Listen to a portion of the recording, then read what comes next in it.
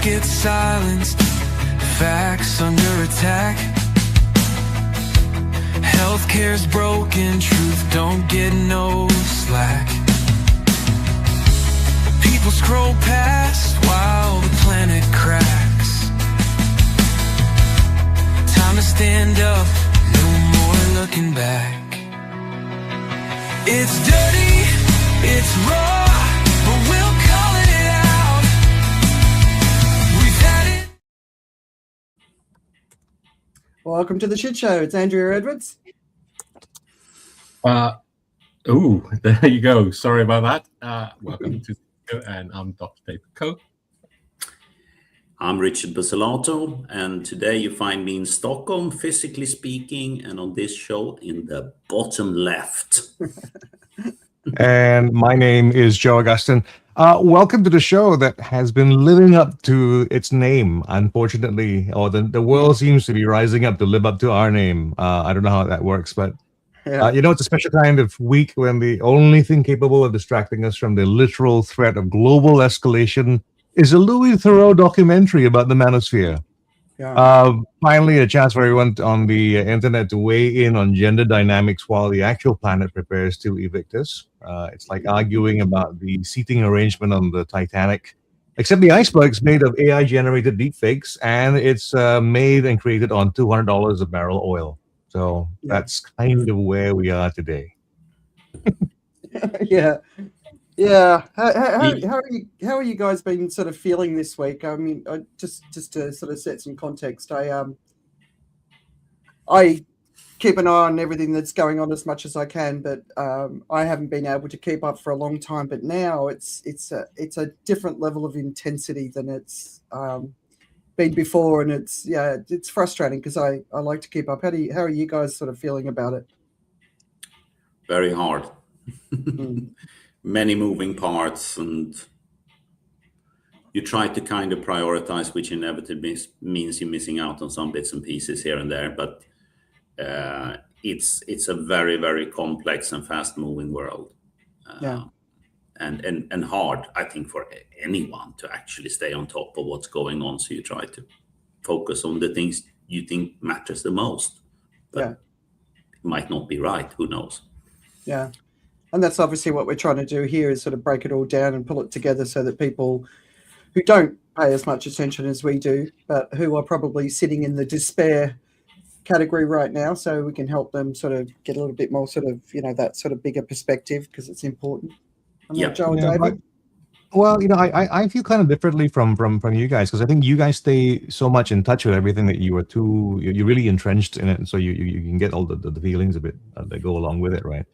I think of myself as someone who's more like the average man. I go out there, try and get the feel of what's going on. I'll meet one or two people, just get a sense of their perspective on things. And I think for most, and this is again based on a small sample size, for most people that I've met, it is not quite the kind of dire story that's going on right now. It's a story right now how the war is bad and the price of fuel's gone up and the price of petrol's gone up.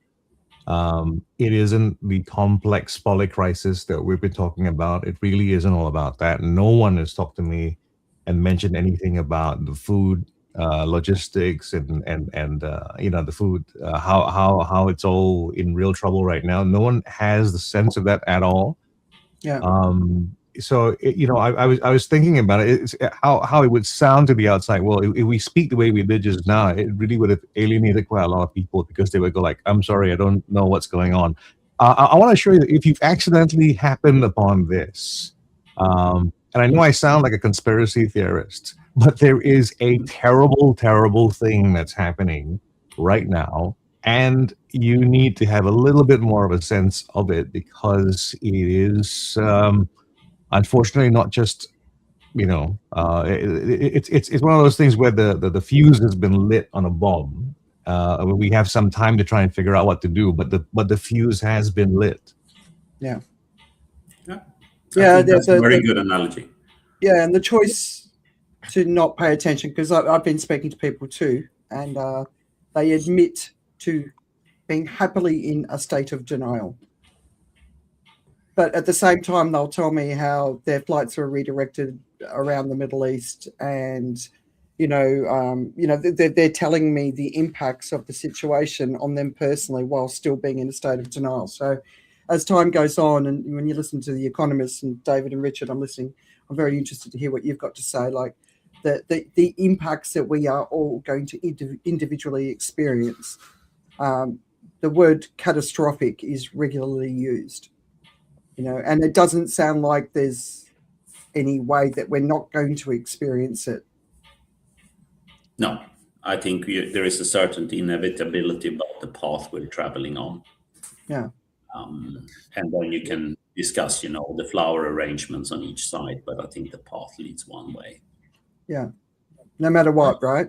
No matter what. Yeah. I think, I think from here, right? So I go out, everything's perfect. I'm in London.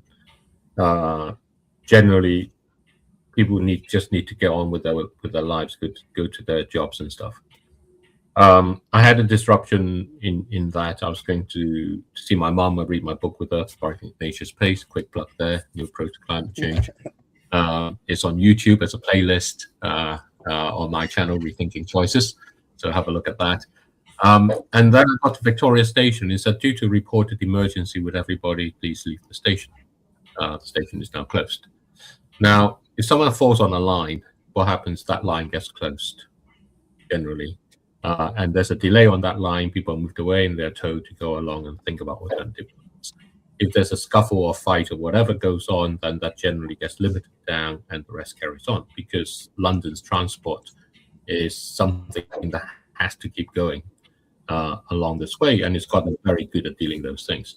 So the previous time when I had something like that, experienced something like that, was back in the 80s, 90s, when the IRA bombing was going on in London, where you close the whole station, get everybody out in that way. It starts going out, realizing people who look like they were moving from Victoria railway station as well, what the tube would feed into. So it's obviously not just the tube in that way. Those kind of disruptions are going to keep increasing, and it's very easy. You don't actually have to have a bomb for you to report a bomb. You actually have to be there for someone to report it and think something is left behind. And that's the sort of situation disruptions. Along the way, on my way then to Mum, I then took the rest of the journey walking.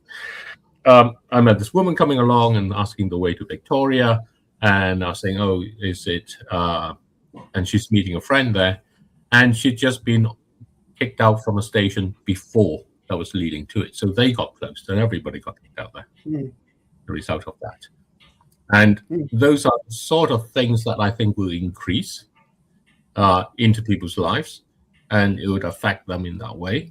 The way that Richard and I sees is kind of like from another perspective of how the goods on the shelves may not be there, the prices of the goods on the shelves may not be there, but in terms of their ability to get to work, to get to meet someone they need to meet for their work in their everyday lives, there are going to be a lot more of those interruptions around. That's kind of what I think of as a inevitable consequence, and I'm beginning to feel it. And what that does is people get more on edge. You kind of notice people are just more on edge. It really isn't like, oh, there's nothing going on. And people are aware that somehow there's this sort of great conflict going on, this war going on. And the difficulty is they look at governments from the perspective of what they think governments should be doing in order to make our lives better, and can't comprehend or fail to have this connection back, and this goes to Joe's kind of disconnect in that way, that actually governments are run by megalomaniacs who are intentional in causing harm to others in order to profit for themselves. Now, that sounds like a crazy thing to say, but you look around at the governments around in the world today, and you see which one fits you better, and then that's going to better inform you about the view you want. Yeah. All right. So look, let's get stuck into the news. So I'll start with some of the items that we're not going to discuss, and if obviously when I get through this list, you can jump in with any thoughts. But we saw overnight, before I sent this to you, that the Prime Minister of Japan was insulted by the great diplomat, otherwise known as Donald Trump, who said that who knows better about surprise than Japan, referring to the attack of Pearl Harbor during World War II. And incidentally, the reason for the attack on Pearl Harbor during World War II is very similar to the situation Japan now finds itself in from an energy perspective. So very interesting. 26 million people are facing extreme hunger in Kenya, Ethiopia, and Somalia. And one of the other impacts of this war is that Qatar stood in and replaced USAID with a lot of funding. That funding has now been cut off again. So for people in this region, they're basically starving, and the local governments, there's just too many to help. There's a terrible situation going on in Cuba. We saw that its electrical grid collapsed. Russia has apparently been delivering some oil, even with the embargoes by the US, and China's moving in with its solar panels. People are talking about this as a war crime by the US. There's a meningitis outbreak in the UK in Kent, where a lot of my British family actually live, and they don't understand what's going on because meningitis doesn't usually spread this way. So that's a story to keep an eye on. Here's something the MAGAs can celebrate. Donald Trump and the Republican Party are dismantling American democracy at a record-breaking pace, with the scale and speed of autocratization unprecedented in modern times. Basically, in just over a year, Donald Trump's presidency has reduced democracy back to the state of it in the US as same as 1965. The most famous tech bro, or the leader of the nerd Reich, Peter Thiel, is continuing his Antichrist speaking tour, and this time he's in the eternal city of Rome, which is obviously delighting the Pope and not. And finally, we have to ask ourselves, is it all worth it? Which is one of my boys' songs. I should have put it in as the theme tune today. But, the World Happiness Report is out, and the English-speaking world is a clear exception. For the second year running, no country in the Anglosphere made the top 10. So there's a title in The Economists called "The Anglosphere is Increasingly Miserable," and that's reflected in a lot of other stuff. Just people are becoming nastier, meaner, unhappier, and they're sort of projecting that. So that's the stuff we're not going to talk about. Any comments on any of it? Well, being in Scandinavia, as they published a report yesterday, it got a little bit of a spotlight on the news. And obviously the Finns won for like the 9th year running or something like that. They are the happiest people. And they had this comedian, television personality who they interviewed on the street of Helsinki. But he said something which is absolutely true, you know, within this kind of more light-hearted speech. And he said, you have to understand why the Finns are so happy, he says. It's basically a formula, he said. Happiness is expectations minus outcome. So I'd like to throw in a little bit about the Kent thing and the aspect there, and it's just that meningitis B is bacterial and is widely has a great climate variability association with it. And there's data for about a decade now that climate change is taking out the usual kind of really dead season for this thing in sub-Saharan Africa. So it's really spreading as a result of climate change in that way. Meningitis? And of course, people travel. Yeah. Meningitis B. So Okay. as a result, people travel more. And so that increases the chance of it spreading around. So you have a confluence of multiple factors, and meningitis B is not the one that's usually vaccinated against in the UK. So what you have is a convolution of factors, and underlying all of those factors is a climate variability, which is the case with many of the things that you'll find. You're going to see all sorts of reasons, but underlying it is a climate variability that nobody's going to talk about, but that's the trigger that pushes things along. Interesting. All right, so we're going to start with the war. So David can't stay with us for the whole show today because he's got to go to an appointment. But I put a few things there: attacks on energy infrastructure and the escalation that we're seeing, the death of Ali Lajiani, the US fracturing with the resignation of Joe Kent, who looks like he's a super MAGA guy. The US-China meeting delayed. Who wants to kick off with what they're seeing with the war? And I'll highlight you. I'm always happy to go first. You know that. Okay. Cool. I think the killing of Larijani is very significant because in many ways he was the true leadership for a large part of the administration in Iran. If you like it, the dark eminence that actually ran things there. So it is significant, very, very significant. And given the amount of losses the leadership in Iran has sustained, I think from here it's much, much more difficult to try to figure out which direction sort of doesn't necessarily mean they can implement it, but what the leadership wants to do from here is going to be much, much more difficult to gauge for outsiders, because now you're dealing with a lot of relatively unknown individuals in very senior positions. My take on the whole conflict is, we have a huge competition to our own shit show because there are no good end games from here.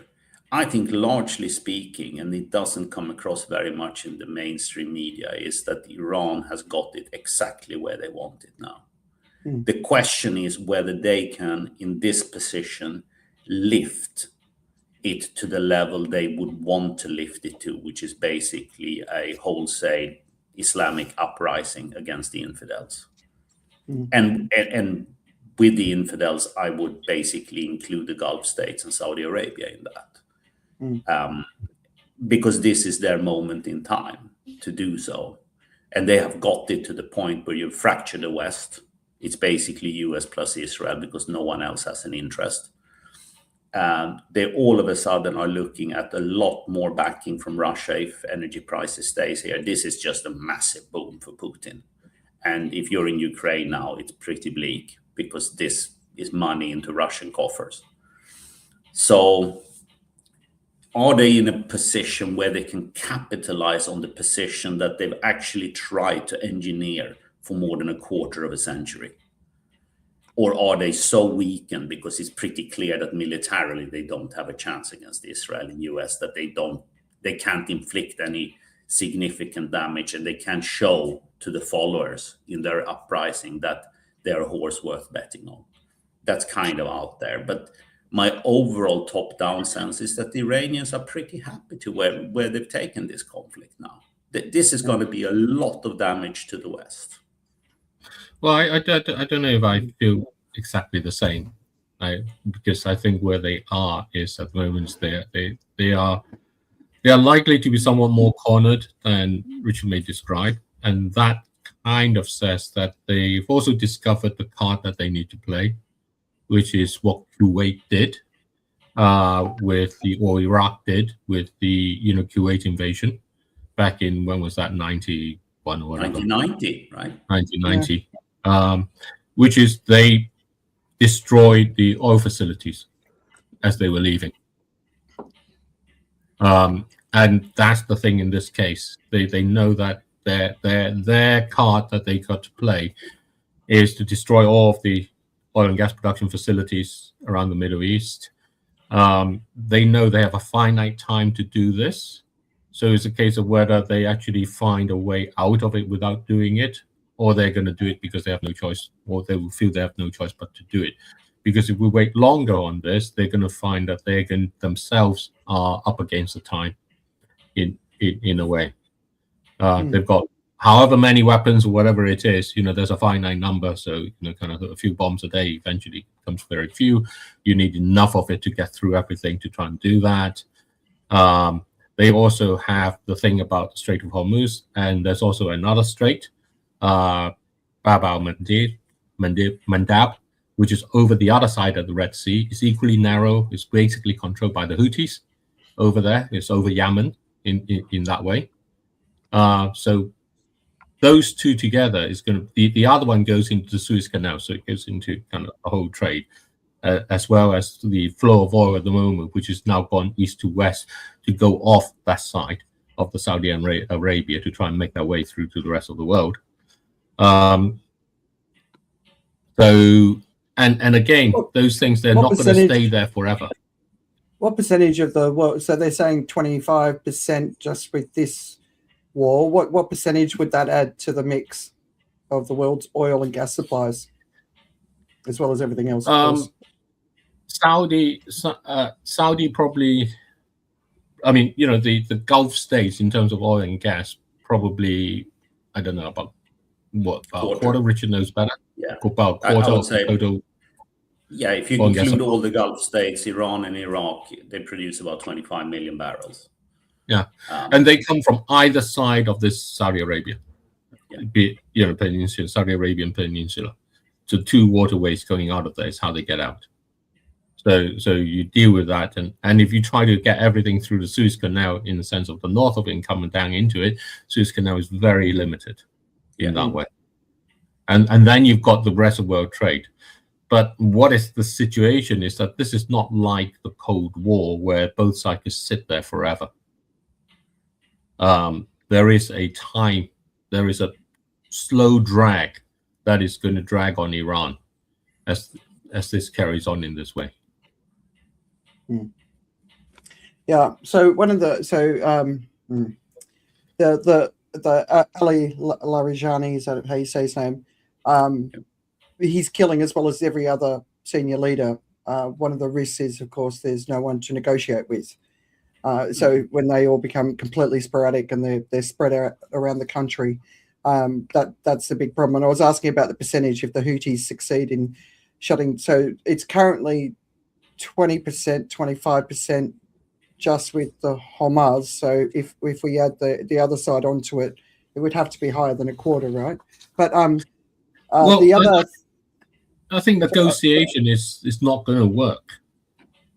I mean, the part of the thing, part of kind of the take. I was speaking to some people very very involved in the Middle East about the October 7th event, and they said, it's because Israel and Saudi were going to sign the Abraham Accord, and if they did that, then essentially that takes all the support out of the Palestinians from the Arab states in that way. So the Palestinians, or the more militant part of them, need to act in that way. And if you think about the days before what happened here with the bombing in Iran, the Americans and the Iranians were going to sign, were reporting they were getting forward in the negotiations. And if you go back over what happened with sort of previous negotiations in this Trump era, is every time they get somewhere, something else happens to disrupt it. So if I'm an Iranian, and if I feel I have a choice other than complete surrender in that way, negotiation is not a path, because I can't negotiate with someone. And just think about Trump in Japan. His comment about Pearl Harbor is, well, we can't trust you because you tell people we want the surprise in that way, apart from the fact that it's kind of a bit of a touching of a raw wound in that way. How do you negotiate with someone like that? How do you negotiate with someone where the negotiating partner they send along is a property mogul and a son-in-law? I mean, how do you imagine you're going to negotiate something with those people in that way? I suppose, David, what I was more talking about is an end to the violence, right? So everyone's calling for an end to it, but there'd be no one to negotiate with. But what I'm saying is two different things. This idea where you think the governments are there for you, that they act in your best interest. They don't. They act in the self-interest of whoever is leading those governments. Yeah. So when you talk in that way, you're saying, they act in your best interest. I don't think they do. Right. Okay. I think we're saying two different things, but another thing that's coming up is whether or not the US will attempt to go in to retrieve Iran's nuclear fuel. So that's just like a crazy conversation, because first of all, they have no idea where it is. There's 3 possible bases under mountains, and the whole boots on the ground conversation. So Iran has been experiencing extreme heat for a number of years now, and by the time they get this moving, they could already be in that territory. So they don't know where it is. They could be there for longer. And then, of course, you've got the whole Israel aspect to it. And, in the last 24 hours, basically Trump said that they didn't approve of Israel doing what they did by taking out that the what was it called? Pars gas field. Yeah. So they didn't approve of that. And initially Israel said, no, that's not true. And then Netanyahu said it was true. So there seems to be a little bit of a potential fracturing between the two bros at the top, which doesn't give you any sort of reassurance. No, I think Israel and US wants very different outcomes here, or at least they have very, very different intentions about what the desired outcome is. And that's going to become more apparent as we move forward, that they're not totally aligned.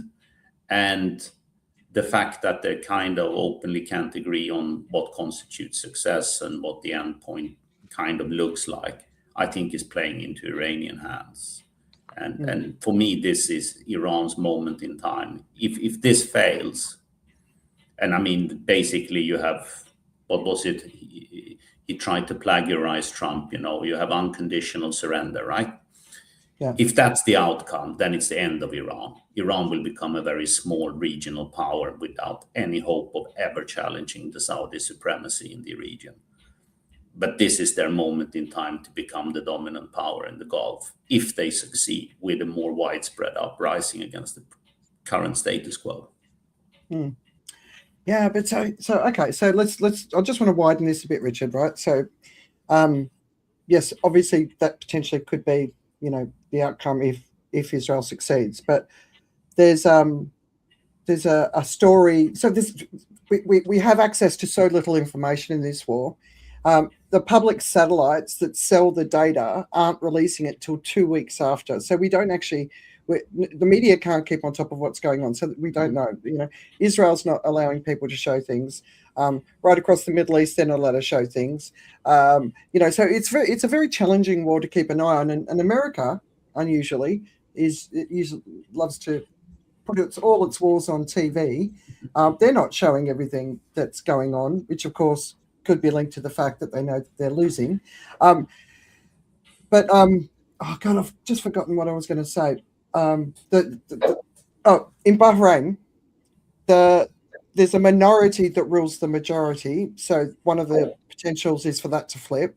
Mm-hmm. And then the Saudi UAE fracture, which has been going along in the background and not getting a lot of attention for a very long time, that could potentially come up and rupture as well. So we could be seeing, David, you're nodding your head. Do you want to jump in? I think there's other things going on in this mix that absolutely. I think yeah. This is exposing a lot of stuff, and what I want to bring forward in some ways is how it affects us, basically. Yeah, but that's the next point. Well, actually, I think that's where the pressure is going to come from. Because the pressure in the US is going to come from people's lives that are not in the Middle East. That's where it's going to come from. So we talk about the energy prices, and I saw for the first time a comment, which I think I raised between us before, about helium. Helium, this very light gas, you usually see it as making funny noises when you have a balloon party and those other things. But it's essential for a number of things. Essential for your MRI machines or MRI machines for your nuclear scans and those sort of things that you have. Because they need to be cooled to very low temperatures for them to be stable to work in that way. They're also essential in the production of semiconductor chips because they are the very light, very, very easy to flow, and they basically function like water when you wash things, but when you want things to be really, really, really clean to kind of an atom scale in that way, it's helium that you use. And helium is produced together by geological accidents with natural gas. And they're produced due to the decay of radioactive atoms that are all over the world, but just kind of tiny little, lightly, very low concentration. And they all get collected around in the same sort of reservoirs. So when the gas field gets attacked, it's the helium that's also being lost in that way. Mm. And as with everything else in the world, we use everything that we produce, and so there's no buffer for very much of anything in that way. So we're going to start feeling that's going to flow into the the onboarding of new people, or the use of AI, or whatever it is, because all those things need a bit of silicon chip around in it, and kind of everything that you can imagine, including your electronic vape that you go along and smoke, is going to be affected in there. And it's going to be a few months down the line. So the more that gets hit, the broader that impact goes. And when we look about the consequence and the fractures, it's not just the fractures of the Gulf states, it's the fractures of the politics within kind of our own, nicely developed Western world, and all the rest of it, or China, or Japan, or wherever you want to pick, or Australia, in that way. Everywhere, the politics is kind of very much on edge. It's just going to make those things much more on edge, and this is going to be this war going on to the next part. So from Iran's side, selling that story along the way, as Richard is sort of saying, but this real tool is this widespread economic consequence. And that's the part that the Americans is going to not want to feel. They would want to go along and push the actions faster and sooner. So this is going to come to a head, because it's all sitting there. And the longer it is, the greater the fractures will be. That will work to some extent for the Iranians. It will not work so well for the Americans. So they will want to hold off, but they can't hold off for a long time, because, as you say, they're still under this sort of climatic problems underlying it all. That will cause them ultimately to have to take some sort of action. Yeah. All right, Joe, do you want to jump in? Let's put him on the spot. Yeah. I was just thinking about the situation that the world's been put into because of some of these decisions that have been made. Like one of the things that really got me was this attack that there was an attack on Iranian desalination plants, which seems like not a really it doesn't seem to have that much of a significance until you kind of do some analysis on it and go like, okay, why would you do something as stupid as that? So in war, there's this thing about reciprocity. If you do something to me, it opens up it opens up the reply, right? You take one of mine out, I can take one of yours out. It puts it on the board, right? And the Iranian desalination plant was attacked, and it didn't seem that asymmetrical to me until I got to know the numbers. And so there was a chart that came out about the reliance of the region on desalination plants. Israel, pretty high on that list. Qatar, even higher on that list. Everybody else was high on the list. Lowest on the list, with only 2% reliance, was Iran. Yeah. So it was a spectacularly stupid move by whoever called it in, as in like, we'll attack them where it hurts not, and cause and basically leave, or sort of like, if the usual parlance of war is going to be if it's taken the way it usually goes. It opens up desalination plants as targets for everybody else when it means so much more to everybody else. Yeah. So that was one of the moves that really got me. It's just like it's strategically there is such poor gamesmanship being applied. There's such poor strategy being applied, and it's perhaps it's one of those things where you get the sense of how uninformed the Americans are to start with, right? Because I think, and this is just my guess, this is me being as kind as possible, to say that someone thought like, oh, a desalination plant, that sounds like critical infrastructure in the Middle East. And it's going to, without doing any additional research, without thinking about the next step that's going to happen after that, they thought, yeah, if we hit that, it's going to hurt them. And when the numbers came out, it was just ridiculous to me. It was like, I think Qatar's number, if I remember correctly, just off the top of my head, I think Qatar's number was in the high 70s. I think Israel's in the 20 plus or whatever it is. But Everyone's for Iran, in the 70, 80, 90, yeah. it was They're all just 70, really- 80, 90%, right? Apart yeah, from it's huge. Iran. It's huge. And so when you do something like that and you say, now that's on the board, just even if you're playing hardball, even if you're being as macho as whatever it is, you're just picking the wrong thing, the wrong place to pick a fight. So yeah, and if, of course, not as strategic. I mean, I don't think that Iran was trying to get to any kind of spot like it is right now. But what I think America has done is it's given it the opportunity. Like I think I was thinking about it in terms of our own environment and our own lives, right? And there's always a gear that we never discover for ourselves that we have, right? Because we're never forced into it. We're never put in the position where we have to use that gear. And I think what America did was it put it on the table by, first of all, by being as devastating as it was and as being as overt as it was in its traditional military attack, that it forced Iran into a new gear that it probably wasn't going to run in before, right? And I think this may not have happened in just one step. I think it happened probably in two steps. I think the first bombing that happened way back when everything was obliterated,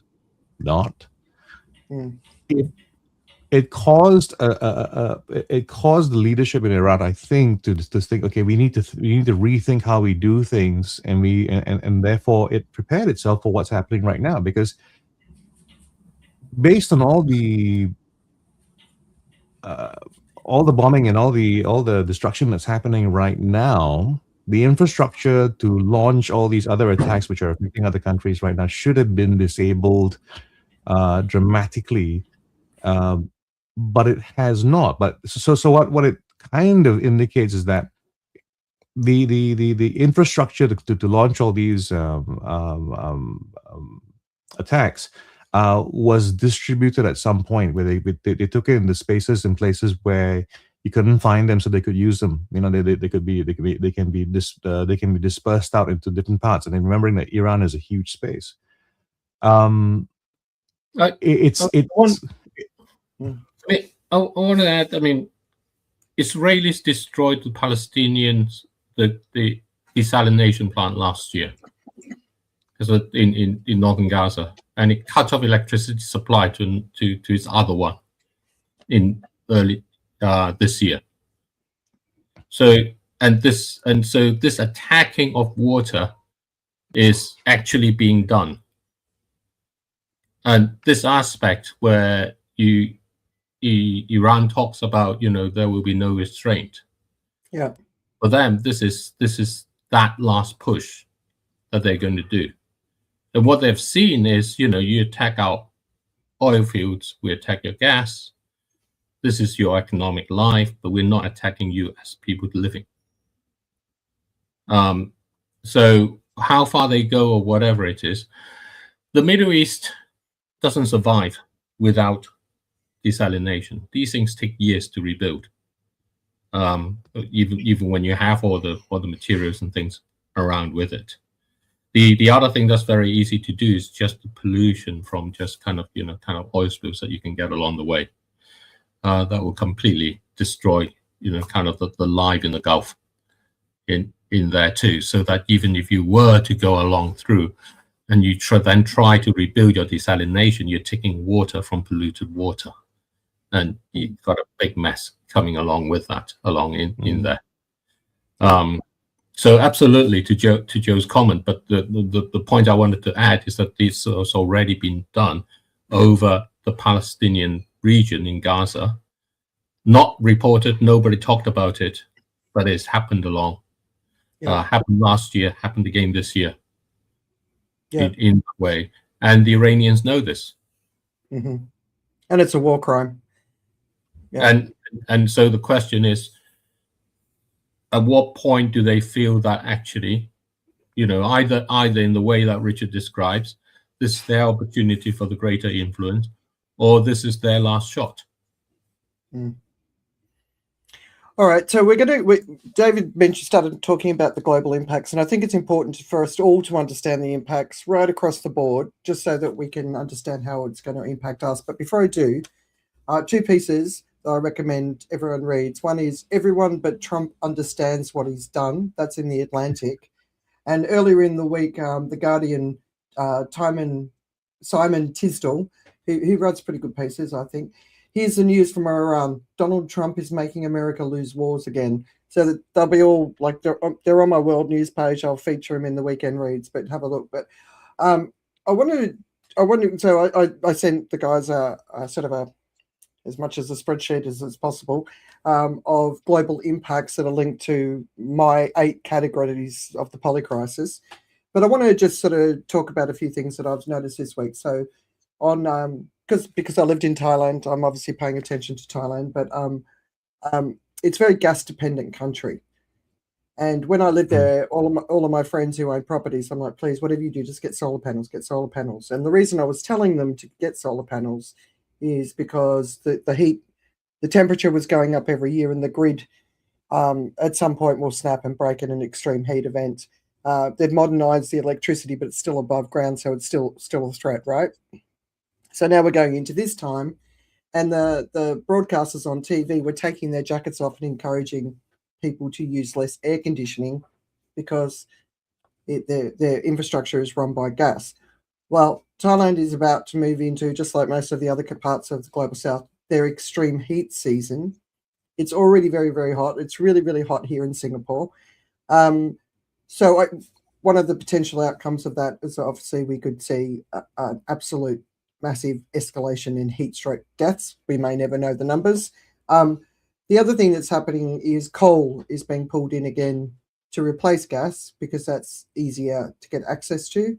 So I'm sure Gina Reinhardt is rubbing her hands together in Australia so they can ship more coal.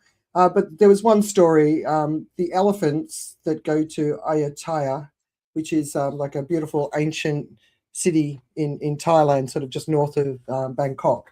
We were there a few years ago with the boys.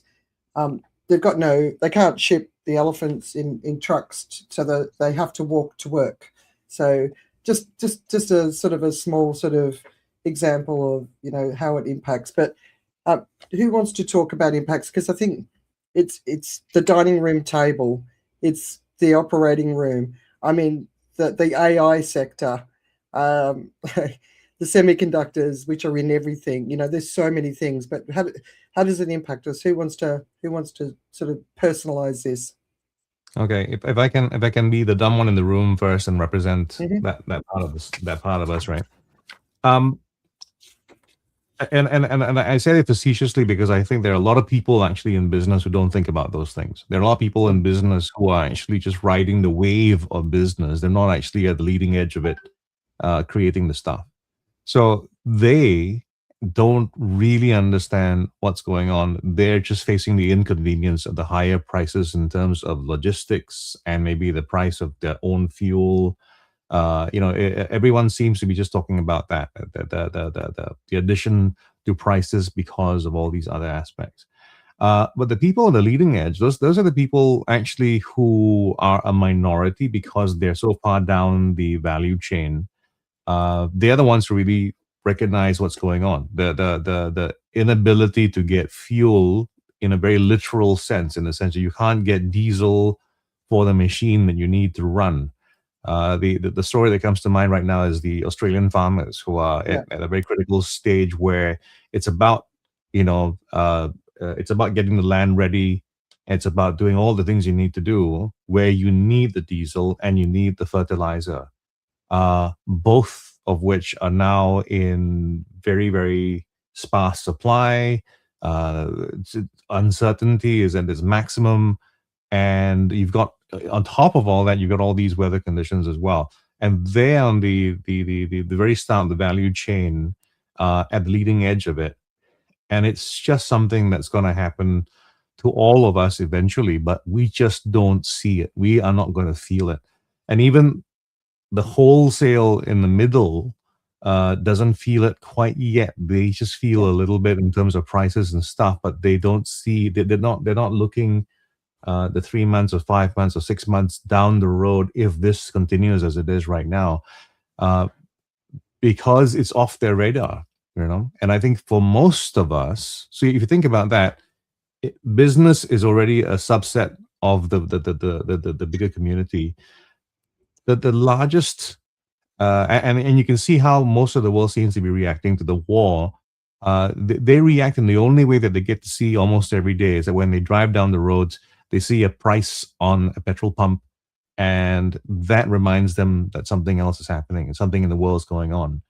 Because I felt I could put myself in that position because I was running an errand off to somewhere, and that's what I saw. There was nothing to suggest that anything had changed for us in Singapore, with the exception that if you were paying attention to fuel prices, you would see something going on there, and that's what the world seems to be looking at right now.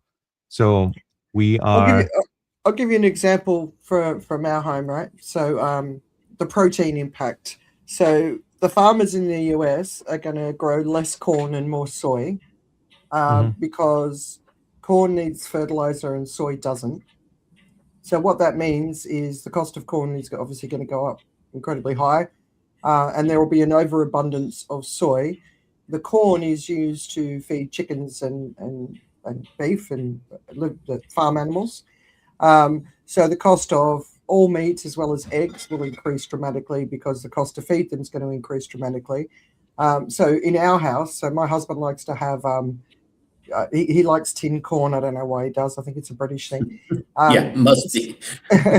So my thought when I read stuff like that is, knowing that he likes his corn, put aside one cupboard and buy 52 cans of corn, so that for the next couple of years, there'll be, and I'm just putting a number out there, for the next couple of years, we'll have access to corn, because that's what he likes. So you're the one that caused that gap in the red market. But when the olive oil prices were going skyrocketing a few years ago because of drought, I went and bought 3 liters of. He's just saying tin corned rocks. I went out and bought 3 liters of olive oil, and I'm only just finishing it now, because I'm just paying attention to this stuff, right? So I'm like, well, there's going to be a shortage of that, and it's not necessarily a price increase as much as a shortage. And we're here in Asia, and I don't know what this impact is, because Asia is one of the most impacted markets in the world from what's happening right now from the oil and gas. Yeah. And I don't know how that's going to ripple out and impact us yet, right? So in Australia, they're asking people get on public transport so that there's enough fuel for the farmers to be able to run their engines, so that you can have food on the table. And yes, the food might be more expensive, but if you don't do it, you're not going to have any food on the table. So, it's an interesting sort of conversation. I think we've been here before in the 1970s. We just forgot about it. It's exactly the comparison, yeah. Yeah, when there were days when you'd only travel on Wednesdays or whatever it is, and that's kind of how this can play out. What Joe points out very importantly, and this again where the climate comes in, because in the west of America, they're having incredible heat waves for this time of year, exceeding April records, and we're in March. In that way, so in Australia is having that intense heat, not only because there is a problem with agriculture because of the diesel and the fertilizers. The weather conditions themselves are not helping, and that's going to be the case. And this is in a year where we feel that El Nino is fading away at the moment, and we're going to get more hotter than usual because of El Nino coming, and this is not even at that point. In that part, so the part about Joe mentions about businesses focus on supply chain. They don't consider what happens when there's no supply. That's the difference. So all the business talks, all the business conferences is about how you broaden the supply chain, how you create multiple channels, multiple supply chains, but there is no point in having a chain when there is no supply. No, I mean, what you're describing is more or less exactly how I view the really drop-down macro picture. We have lived ever since the 70s and the oil constraints in a world which was more or less perceived, and people got used to viewing the planet as an infinite pool of resources that we could draw on without any consideration of the future, right? So we're depleting aquifers, we're using lots of energy, etc. Now all of a sudden the planet at large is rebelling and is actually restricting us from using resources as freely as we would all like to do, because it's great to be having things on the cheap and virtually free. All these roads uniformly leads to a point where prices will go up. When you take away resources and supply, the only mechanism we know with how to solve this is higher prices, where you start rationing by wealth. That's the path we're traveling on. That's inescapable. And then politicians will try to make it fairer, or they will throw money around in trying to alleviate pressures on fuel for people and households who are really on the breadline. Ultimately, it won't work, because you cannot create further supply without increasing the cost, and someone will pick up, the tab for that cost, and it will be down the chain. And all these roads just lead to higher prices. And that's how we bankrupt ourselves. And that's how you get very dramatic societal change. Yeah. And that's the other big risk, right? The extreme right, the radical sort of approach, the strong man solving complex problems. And that's a bit of but even things like I've heard Savlon, Panadol, basic stuff like that, all made from petroleum. So at some point they're going to run out and their prices are going to go up. So there's a lot, and I've been putting together a list of what it is, but I'm just conscious of time. The economy. So Jerome Powell held a press conference this week and used the word uncertain 7 times. So we've talked about it before, and the idea that oil could hit $200 a barrel was considered absolutely off the table until this week. It's back on the table. It sounds like that's just an absolute catastrophe. But David, Richard, do you want to jump in and talk about what's going on here? I think $200 would be unbearable for any level of the economy in what we would consider functioning state. I think you are already past the point where this will more or less lead to global recession, because you are effectively shutting down production of oil because there is no way to store it in the region. Prices will remain under pressure for quite some time, whether that is 90, 100, 120, doesn't actually matter that much where we settle in the medium term, because the shock has been delivered. And from here on, it's going to be very, very difficult for businesses and households to actually bridge this cost increase without serious implications for profitability. I think you cannot really underestimate how difficult the road ahead will be because of what's happened to energy prices. It filters through and permeates through the whole of society. And most of all, it has the detrimental effect of killing confidence. You have no confidence in what's going on, because if the US actually could have seen this picture and they still went ahead, you have zero confidence in the military leadership as well. Well, I'd say they had too much confidence going in. Possibly. That would explain a lot. Well, I mean, it's a whole idea that it's the. I mean, when's the last time a land developer's ever oversold an idea, right? I mean, that's really the core of it. Someone says, "Okay, we'll just go in, we'll get it done," you'll move in by Wednesday. But that's the. I think that's what really typifies what's been going on here. It's overconfidence to the point where you're surrounded by an echo chamber of yes we can, and if you say no, let's swap you out, right? So it's a thing about possibilities. And as far as everything is concerned, I think the way things are turning out right now, it is definitely one of several outcomes that could have happened. It is not the most. I don't think it's the most desired one, right? I think it's a series of miscalculations kind of compounding on each other, and then right now there's this kind of backpedaling, right? So I mean, if you think about what Trump has done for himself right now, is first of all, he's trying to say to everybody that we don't need you, you're useless, you're terrible, and you're horrible, and you got terrible government and militaries and all the different things. He told all the other governments that, and that's just to make sure that everyone feels inferior to them. And then he wants to break apart the way the agreements are going. He's testing NATO to its limits. And then you find yourself in a situation right now where you just might need some friends.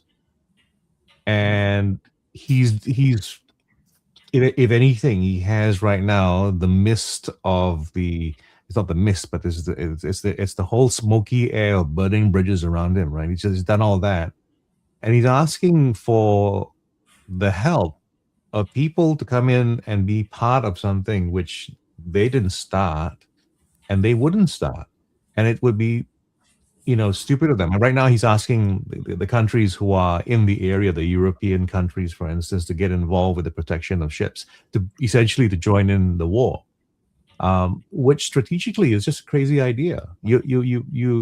America getting involved in that war from as far away as it is. I mean, America has always had the advantage of the span of oceans between them and everybody else. The Europeans don't have the same thing, and the expectation that any European country is going to say, "Yep, I'll do it," is just improbable. And so what it actually reveals pretty much what Andrea was speaking of earlier. There's this lack of strategy. There's a lack of thinking about consequences. It's often been mentioned the idea of 4-dimensional chess. I would like to think it's more like primary 5 checkers being played by a president. Yeah. No, I think you're framing it beautifully, right? I think there is a complete lack of understanding what the end game will look like and what constitutes success here. It's actually on many, many levels no different from Vietnam or Afghanistan, because you haven't defined what success looks like. Regime change is an extremely nebulous term. Mm. It basically encompasses the whole span of no change to complete change. And I think that lack of understanding is working very much against the US here. I think we're missing this part. A year and a half ago, Richard and I wrote this piece. It was really about global wealth and what should globally significant kind of wealth people they consider. And we had this term Curie because it's a unit of radioactivity, which is kind of how we feel about the world today. And the going from backwards, the E in there was European Union, the I was Iran. R is obviously Russia and U is the US, but the C is China. And we've left China out of this whole conversation. Mm. And China is the key to whether all of this explodes off into kind of the terrible scenarios we're describing in that way, or whether it settles somewhere between kind of where we were and what that scenario is. We're never going to get back to where we were, but somewhere along the line, there is a spectrum along. The fact that Trump has delayed his trip to China and the fact that Trump brought up the Pearl Harbor in his meeting with the Prime Minister of Japan doesn't make it good as far as China, because as far as Trump's still concerned, China is still an enemy in that way. But China has that influence over Iran. It's been the main buyer and therefore the main supplier to Iran in terms of the money that it needs. It's been the main buyer of its oil. It had been the main buyer of the Venezuelan oil as well in that way. China's approach has always been very much of case of saying, look, I leave the moralizing to the European Union. That's why the European Union is there, because we do need some major region having a moralizing voice. It's questionable whether it's doing that anymore, but that is important. But it always left that to the European Union, and it's always treaded the path of saying, look, our tradition is trade. We'll just get on with the trade. The best trade happens where I don't really care whether you're a good person or a bad person. As long as I can buy from you and trust you to deliver, we're happy. So that's a side that's really significant in here. China suffered hugely in that catastrophic scenario that we're describing. It would have incredible internal consequences in that way. So it has always been saying, its foreign minister has always been saying, look, we need some sensible approach to this, to how this goes out. Undoubtedly, it is using some of its influence behind the scene in different ways, but the delay of the meeting that Trump was going to have with Xi Jinping is not a good sign. That was meant for April, especially given that he was speaking with the Japanese Prime Minister just now, and then to go along and turn around and says, not talking to you for a bit, mate. So that, for me, tips it further towards, this is not going to be great. But we mustn't forget that. And it probably all depends on what's happening there. But you know how things get, though, right? When you're renovating a ballroom, you just can't rely on the contractors to do what they're doing. So you have to kind of like come back and check things out yourself. Yes. Nice. But the Japanese insult is also interesting because Japan and China are obviously don't have a happy relationship at the moment. But I like right from the start, I just sort of visualized, Netanyahu in Trump's ear saying, no other president before you has had the guts to do this. You could be the one with the guts to do this. And the narcissistic sociopath went, yeah, I could be the one to do this with that. But I want to, if you don't mind, so this Atlantic piece, which I recommended everyone, but Trump understands what he's done. I wish I could do it, but I can't. I'd love to read it like a Dr. Seuss book. And Joe, if you can do that, I would appreciate it. But it goes, Donald Trump does not think strategically, nor does he think historically, geographically, or even rationally. He does not connect actions he takes on one day to events that occurs weeks later. He does not think about how his behavior in one place will change the behavior of other people in other places. He does not consider the wider implications of his decisions. He does not take responsibility when these decisions goes wrong. Instead, he acts on whim and impulse, and when he changes his mind, when he feels new whims and new impulses, he simply lies about whatever he said or did before. Now that's the first two paragraphs of an article in the Atlantic, right? But to me, like, when we were talking about the decisions to be and the yes men behind him, so when people talk about Trump derangement syndrome, I think people who support Trump have Trump derangement syndrome. I think the people who were saying this is a really, really, really bad idea, electing a person like him, we're fearing a moment like this because, like, even if everything stopped tomorrow, with the damage that's been done to the gas fields and the salination plants, we're not talking about everything will be back in normal within a couple of weeks. It's months and months, if not years or decades, before normality returns, based on what's happened so far, and the term whether or not it will go nuclear. That's been said far too many times for my level of comfort. And the China thing, there is not a single war game where the US has said, would we, if we went to war with China, would we win? They haven't won once. And one of the things that is happening, one of the implications that's happening from this war, is their war arsenal, especially the big rockets that take years to make, no matter what, no matter how many people are on the line. They're depleting their arsenal significantly, which is going to ultimately make China even more powerful because they're not using their rockets. So anyway, any thoughts on that? No, I think what Atlantic says is kind of what we've been discussing. I've always been kind of perplexed over the sort of my lifespan.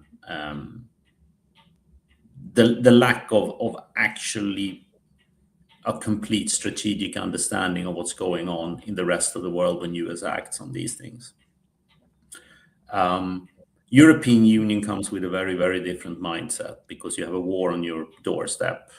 And the ultimate fear in Europe will always be a huge amount of refugees, because you collapse the order of. And that is kind of the starting point for how EU and Europe at large will engage here. And that's still their biggest fear. Of course, they don't like that the Iranians are clogging up, oil supplies, because it's affecting their electorate. But at least they seem to have so far kept the understanding that a full-scale involvement with the US here carries repercussions for themselves, particularly if the outcome is a massive refugee wave, which can happen anyway, regardless of outcomes. And Israel, on their part, is they have a different agenda. They actually, to me, looking far away and not actually having to be there physically, they are the only really rational actor here. Israel. Yeah. Israel perceives Iranian existence as a long-term national threat, and they have been wanting to hit them for a long, long time, and finally they found someone who could help them do so. But they're actually acting very rationally from an Israeli context. So this is the thing about rationality and logic, right? Yeah. You're limited to a certain framework, and so within that framework, you're also great. So the Iranians are very logical as well, and in their whole response and everything is entirely consistent. And everyone else in their kind of perception is the same. It's like that comment a friend of mine used to say. In the first day of creation, God created people, or on the 7th, 8th day, or whatever it is. And the next day he gave them more money, and everybody was annoyed and angry, and they looked at what the other person got and said, they don't deserve that. They don't deserve that. And the day after, they gave them brains, and they all looked at theirs and thought, brilliant, I got the best. And that's the thing. We all think we've got the best logic. Yeah. Yeah, well, there is proof that the people with the best brains are not the most confident, and the people with the least. And that's a good time for right now. Is there's a lot of philosophers and people who understand human behavior talking about, stupidity, why we have it, collective action, collective momentum. I'm sort of spending a lot of time with that. But Steve said to my Dr. Zeus thing. So would he be the twat in the hat? Now, I think twat means something rude somewhere, but I can't remember which country it is. But for me, it doesn't mean anything rude. So if you're offended seeing that, my apologies. Well, that's in the UK, but it's the UK, right? Yeah, I knew one country. And I use far stronger words than that. I'm taking the liberty of taking Steve's inspiration to generate something very quickly, and because AI does this, would you like to hear it? Sure. Donald J. Trump, in a tall, shiny hat, did not think of this thing and did not think of that. He did not think forward. He did not think back. He did not think sideways or stay on one track. He did not think history mattered at all. He did not think maps were important or small. He did not think, if I push here today, what bumps might come bouncing along in my way. He'd tweet in the morning. He'd shout in the night. He'd change all his colors like fish in a fright. And when he'd switch sides, as he often just might, he'd say, the old color, it wasn't quite right. I never said that, said the twat in the hat. I never did this, I never did that. He'd huff and he'd puff and he'd point and he'd blame, as if fire had its own kind of flame. The analyst murmured he must have a scheme, a plan or a pattern or a grand glowing dream. The statesmen all whispered, there's something we've missed. No one's this random. There must be a twist. But something went snap. Something cracked with a pop. When ships could not sail and the tankers must stop. The strait filled with trouble, with buzzing in mines, with drones in the air and long tangled lines. The oil ticked up higher. The markets went tight. The Navy looked out for a perilous sight. For problems once planted and left in the sand don't vanish away with a wave of the hand.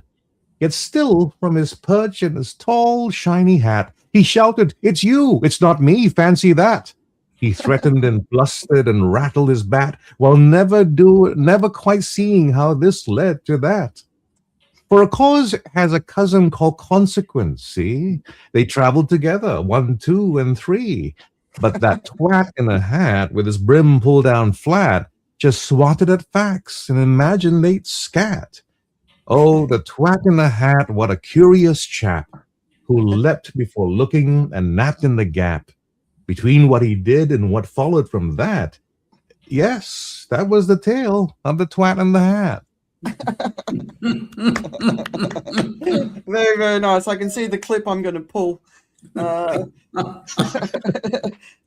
show everyone how serious we are on our show.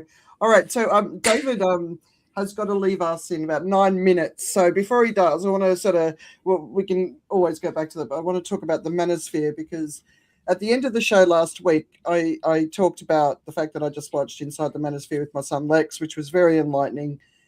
Just seeing something like that through the eyes of my teenage son and understanding the world that he exists in from a social media perspective compared to us. And I think all parents need to be a lot more in tune with what's going on. So adults tend to seek information. Our children tend to get pushed information. And that's the massive difference between us. And I think those children growing into adults will continue on the push front. But anyway, it also turns out the boomers are falling down the rabbit holes in bigger numbers than ever before. But it's created a conversation around the globe, and it's been a really, really interesting conversation to witness. When I share about it, I'm amazed by how many men talk to me. I've seen really good men, because the majority of men are good, by the way. It's about the numbers that are coming through are about 25% of boys are stuck in the Manosphere. So it's about 75% aren't. I think that's something we should be pointing out. But it's forcing guys to be speaking up about what it means to be a good role model for young men. And it's been really nice to see that. Some of the guys in Theroux's documentary have kind of basically disappeared off social media. But it's we never address the problem at the core. And there's some data coming out that Gen Z boys, so my boys are both Gen Z, are more misogynistic than boomers, right? So we have a problem with young men, and it needs to be addressed. But I wanted to ask David just to give his point of view on what his takeaways are, because then he can jump off when he needs to. So David? Yeah, I watched yesterday. I think that there were kind of three things that got me. One was that I spent 30 years working in the financial world, and a lot of it is very similar. In that way of kind of young men going there, making loads of money, and having the sort of lifestyle or stance that they would have, driving Lamborghinis or whatever it is that they have, the flaming Ferraris, in that way. And so in that way, it's just a transposition in that sense. And I think it's worth bearing that in mind, because a lot of it is that money. And a lot of what happens is that you get caught within there, where you have to keep paddling, you have to keep that hamster wheel turning along in order to sustain this. And so it all drives itself in that way. And that's been repeated a lot of times along in there. You end up within a setting in that way. What that also does is it brings on to the second part, which is, I call this line, stay in your lane. I think the one of the people, his wife, was talking about how to stay in the lane. And the mother of one of the characters as well was effectively reflecting on that. I have my relationship with that. What he does elsewhere, this is what he does to make money. And it's very easy to do. And I've seen that amongst that financial world as well, where the husband is fantastic, makes lots of money, runs this department, trading desk, bank, whatever institution. And that allows them to have that financial driver for everybody to accept the benefit of staying in the lane. And that staying in the lane ultimately is the real force that kind of maintains all this along. Because the influences that you can have you're selling away that influence for you having the comfort, you having the ability to continue whatever it is. Your relationship with the person is fine. It is made at the cost of something else. That actually is, on a broader level, is the problem we have with our money. And we've mentioned that before. In that way, we stay in our lane. Our lane is well defined. It makes us do that. And the last part, I think, is really important. They mentioned about value. They mentioned about how, as a man, you don't have value. As a woman, you do. And it took a little while to get that. And it's this aspect of saying, look, if you go into a bar and two girls can go into a bar and someone will buy them a drink as a way to, chat them up, introduce, try to start a conversation, like a drink, get your drink. And that's the value, is the fact that no one's going to come up to another guy and says, would you like a drink? Can I get you a drink in that way? So hidden within that, of course, why they buy them that drink is that sexuality, is that aspect of saying, I'm trying to, pick someone up or whatever it is in that way. So there's a transaction that goes on in there. But what it does is this aspect where the value they talk about is an external value. It is the value exhibited in what you can then demonstrate to counter that. And very often when we talk about value, the value of individual, the value of a person, when we talk to, what Andreas often talks about, the value for his boys and so on, those are internal values. And there is that confusion and that aspect of, the role model, or whatever you may want to call it, is perhaps not even just a role model. It's the aspect of saying we have intrinsically a value. We are important. And that's where faiths and those aspects are important. I think of, so I'm Catholic, so I have that tradition and that heritage, and I think of the readings from there in that way, where there's one that says, even the hairs, the number of hairs on your head are counted. Doesn't matter who you are valuable, you are known. And that's the part. The problem we face is that people do not feel that they are seen, that they're known. So they have to make themselves to be seen, to be known. So a lot of those behavior comes out from there. And how you're then seen, how you're then known, goes into how do you market yourself. And of course, all the money then comes in. The best way to market something is to market sex, sexuality, and those sort of things. And that's what they do. And then everybody stays in their lane. So they have their OnlyFans women go and join them because they want the profile, not that they like them or anything, but they want that profile pickup along with it, which is again driven by their own kind of desire to be or need to be able to make their living in that sense. Anyway, that's no, it's good. It's good. Very good. Actually, I found the whole bankers thing really interesting because when I worked in London, I came across those guys, and they're obviously not my cup of tea. The idea of the buying a girl a drink, I think in the last sort of couple of decades, that's become a little bit more fraught with danger, with the whole putting drugs into it. So what I hear yourself, to me, one of the things I've always raised my boys in with is the first thing you have to do is respect yourself. If you have no self-respect, you're incapable of respecting anybody else or anything. So I've always really talked to the boys about that sort of essence of self-respect, which I think could sit in a spiritual context as well, like you were talking about, David. I think the female side of the story that was revealed inside the Manosphere was equally interesting, which deserves its own, the whole OnlyFans thing. Phuket was full of OnlyFans girls. There was these hotels near us that was just every room was an OnlyFans girl doing whatever she was doing. And so as a female, I have you should be able to do whatever you want to do. It's your body, it's your choice, right? That's my belief. But I have a discomfort with that OnlyFans, what they're doing, because the people who are on the other end of it and how they're responding to it and how they think of all females as a result of it is something that if I had a daughter, I'd be incredibly concerned about that, right? So I'm glad I don't in this day and age. So yeah, so it's there's a lot of dimensions to it. All right, but Richard or Joe? And David, I know you need to go, so just whenever Yeah, you're ready. so I'm gonna go. So just to say thank you and bye and have a great week, and don't let it all get you down. Kind of like it's sun shining. Go and breathe slowly, deeply, and enjoy.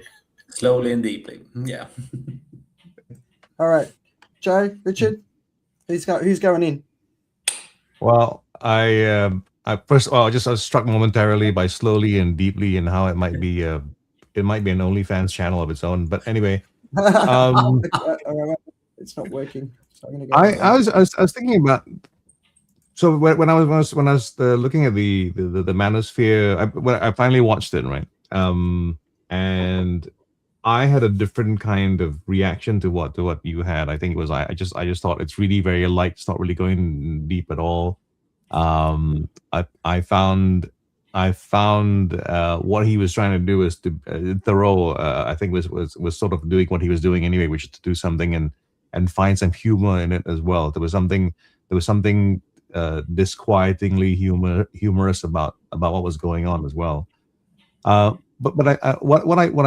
what I find myself doing though when I think about the Manosphere and what those who are accused of being part of it is, I think sometimes we don't see the point that they make as being in any way valid, right? I don't accept all of it, but I do see some of the things that they say as being true, and as I was watching it, and this is I must confess, look, it's a wound that's perhaps 35 years, 40 years in the making, right? When I was growing up, the girls always said they wanted the guy who would make them laugh, who could make them do whatever, they had all these good values, which you thought, okay, that's how you be a good guy. And yet they didn't behave in that way, right? They ended up with the jock. They ended up with the rich boy. They did all those things as well. And so when I think about what it's like right now to grow up and to be in this environment where we're hyper competitive and we're all trying to find our place. I mean, you must remember that everyone is trying to find their value in the world as well. And they're getting all these ticks, they're getting all these kinds of reactions, and part of it is expressed in terms of likes, part of it is expressed in terms of the following, the other part of it is the money, right? What produces money? The economy tells you are worth something, and there is a part of the economy that does that, right? So if we don't acknowledge that for men, not just boys, for men, life is actually becoming more complex, more challenging, and that there is a kind of a thing going on where guys sort of would need to gather for a kind of support, right? And I know this is it's not kumbaya, it's not an Oprah Winfrey kind of a show, but there is the locker room. And I speak as someone who feels very uncomfortable about being in those situations. I don't like being in that role, but I recognize as well that there is kind of a like for all the talk of safe spaces, I think men also, there's certain groups of men who need that kind of safe space as well. They want to say the thing that is on their mind, that is literally, if they're being vulnerable about themselves, they're finding someone really hot and they'd like to do something, right? And that is also another aspect of vulnerability which is not welcome. You can't speak of that without being labeled a creep or being weird, so that there is that mix, that balance, and so I can understand why the Manosphere presents itself as a kind of a warm embrace. And to be fair as well, there is a spectrum, right? We tend to mark the whole group with the worst end of it, when I think there is something to be said about the Manosphere, because I think it's only mentioned in passing in the documentary, if you watch it on Netflix, where it is a combination of comedians and podcasters and a number of people that support that space, not as extremely as the ones that we saw on the documentary, but there is a Manosphere, and I mean, like, for me, I would have to say, in some ways, I might be part of it. I'm definitely in the space when I talk about Jordan Peterson, and I think he makes sense. And I get looks from people around me who go like, that's just no, I can't. I just can't. And I go, well, hang on, you've got to discuss this stuff. There's something happening. It may not be absolutely the truth, but there is something to it, right? Just like everything else in the world, there is something to. If a group feels uncomfortable, if they feel displaced, there is something there. There is smoke, and maybe we should spend some time sometimes trying to figure out what the fire is. And one of the things that I was talking to a researcher about some time ago was this thing about that duality that we have, right? We have this outward facing thing. We want to be the best version of ourselves to everyone. So as much as we criticize Facebook or Instagram because we're trying to portray ourselves as the best that there is, that's also what we do in society. So,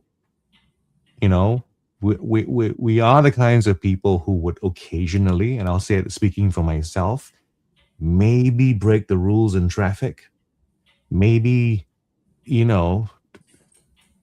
do something illegal, right? Technically illegal when no one's watching, but we don't want to be seen like that by other people, and there's a real need for that. So yeah, so that's my take on the manosphere. So I wasn't completely joking when I put on David's post that you could hear more of that from me, because I do feel there is a discussion, there's a push in the tide that doesn't support the ability for somebody else to kind of go against the tide. Not that they want to go against the tide, maybe they just are where they are, but the water's washing this way and they're getting swept away as well. Can I just respond to what you've said? Because I think what you've said is really important. Okay. I totally agree with you. So Jordan Peterson helped my brother through a pretty tough time. But there's women in my community, and if they're listening now, they'll be angry with me. When he talks about climate change, I want to punch him in the face. But when he helps my brother, I'm like, good on you, mate. Like, because he's a fake expert when it comes to climate, but he's not a fake expert when it comes to that. He could do with a bit of work on his delivery, but he helps people. So I don't completely block him out. He's not for me, but he never was meant to be for me. When we talk about the manosphere, I think Trump is the ultimate manosphere influencer that has ever existed, right? So when you talk about the grift of selling off the back of it, he's the first influencer president, or maybe Ronald Reagan was. But he is basically an influencer. That's how he started this whole, and his grift is bigger than anyone we've ever seen. And he's a classic example of disrespecting women, although he's surrounded by women in leadership positions. Not necessarily the greatest women that I admire, but there always needs a place for men to be men, and I totally agree with that. And I think those places still exist. What's happened is the digital world. So that's the other bigger thing that's sort of come into the mix, right? The digital world there's too many men and the pandemic sort of accelerated this. They're not out in community. They're not part of something. So my boys, from their young teens, we always made sure that they had influence with other men, whether it was with fighting or fitness or tennis or whatever, because we knew it was important for them to be exposed to other males and their ideas so that they could work out who they are, because it's not just a dad's responsibility. And then, of course, you've got a lot of boys out there who don't have a dad, right? But so when you look at what do we need to do? So I've been talking about this for a long time, and people will always say to me, "What can I do?" Well, if you're a man, set up a community where you help young men and teach them to do something that you're good at. So it could be sport. That's an obvious place to start. Fitness. It could be how to repair things. It could be how do you manage your money. It could be any of those things, but doing it without any motivation other than giving young men role models, and all over the world we should be starting this. So one of the I'm going to share another piece, but one of the articles that I'm going to put in the weekend reads, the first thing they do is talk about community, and we all need that, right? So third spaces for young men, critical, face-to-face, clubs. And, in places like the UK, they've been closing those clubs down left, right, and centre. That's an absolute tragedy. Boys need to know that it's okay to be vulnerable. So, but in their own way, not like females are vulnerable. And then the other thing is, just healthy identity connection. And if we've got a young man who's been tainted by the manosphere in our life, we don't have to be ourselves to them. We don't have to put them down.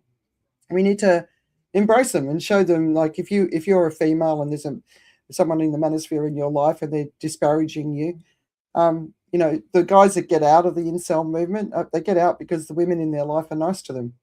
And so it starts to jar, the belief starts to jar. But yeah, and the other thing is fund and amplify credible male creators. And this is a big problem we've talked about before. The vast majority of the funding goes to these extreme groups who are dividing society.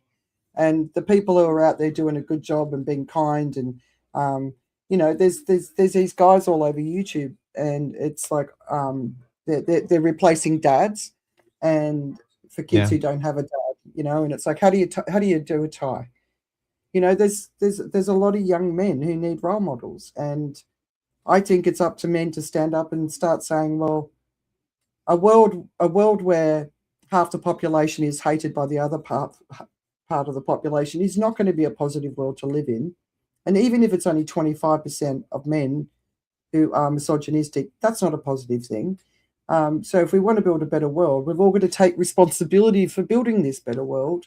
And if your part is being a ambassador, which is what I call them, where you go out there and you take on a role, whatever it is, give your Saturday mornings up and recruit the boys in your neighborhood and say, come on, guys, let's go fishing.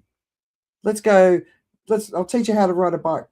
I'll teach you how to chop wood, whatever, but that's what we need. We just need more responsibility. And it's like nobody wants to take responsibility for anything anymore. And David was saying everyone's sitting there waiting for governments to solve all our problems. We've got to start solving our problems.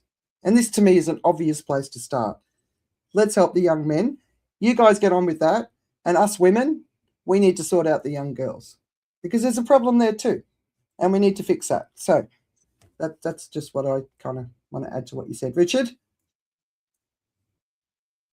No, I kind of agree with what you said before, because having one of each, I would probably concur that the biggest driver is just the general lack of respect that you have. And that's not really how I was brought up. And certainly none of my friends that I grew up with viewed it that way. And if you ultimately want to be successful with women as a man, which I think most men want to be, the smart path is to be respectful and funny. And, having some money in your pocket probably helps as well. But ultimately, the respect part is really the one thing that does get you somewhere, I guess. And today's generation, I think, has lost that to some degree. And whether that is a lack of suitable male role models, etc., it's probably a very large part of it. But you need to bring back the respect. It's like having a debate.